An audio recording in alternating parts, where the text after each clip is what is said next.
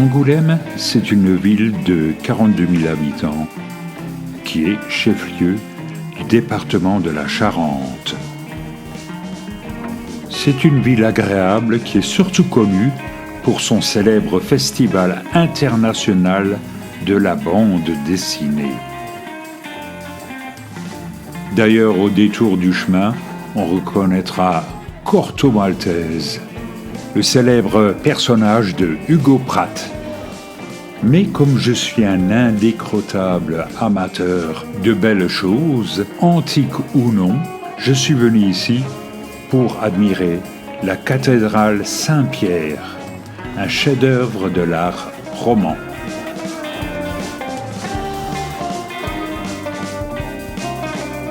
Une belle bande dessinée nous introduit à l'histoire de la restauration de cette magnifique cathédrale par Paul Abadie. Resté un peu dans l'ombre de son illustre condisciple, Eugène Viollet-le-Duc.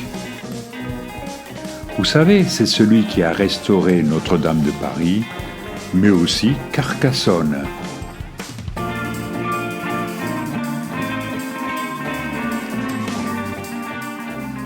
Et pourtant, Paul Abadie fut l'architecte du Sacré-Cœur à Montmartre. La cathédrale Saint-Pierre possède un magnifique clocher bâti sur la croisée du transept. Mais c'est surtout la façade principale qui va retenir notre attention. On y trouve 4 étages. Au milieu du 4e étage se trouve un Christ en gloire dans une mandorle, qui est une figure en amande.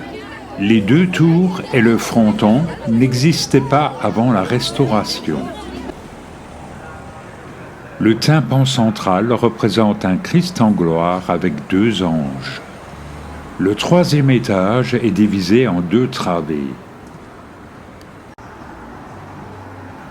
Nous entrons dans une nef très restaurée,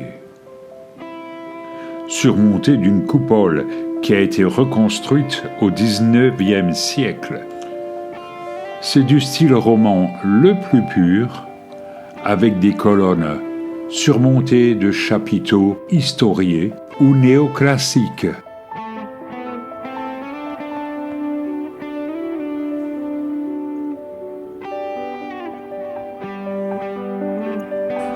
Du haut du tertre, nous avons une belle vue sur la ville et la campagne angoumoise.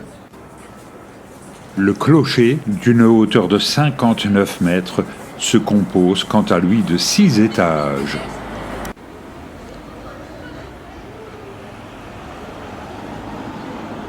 L'hôtel de ville a été construit à l'emplacement de l'ancien château fort, dont il ne reste que le donjon des Lusignan et la tour des Valois.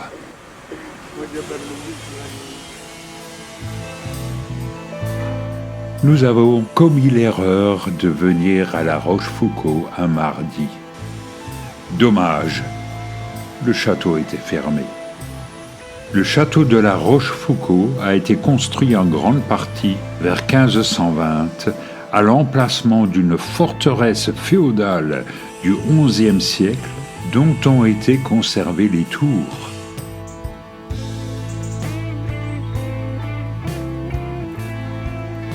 Voilà, je n'en dirai pas beaucoup plus.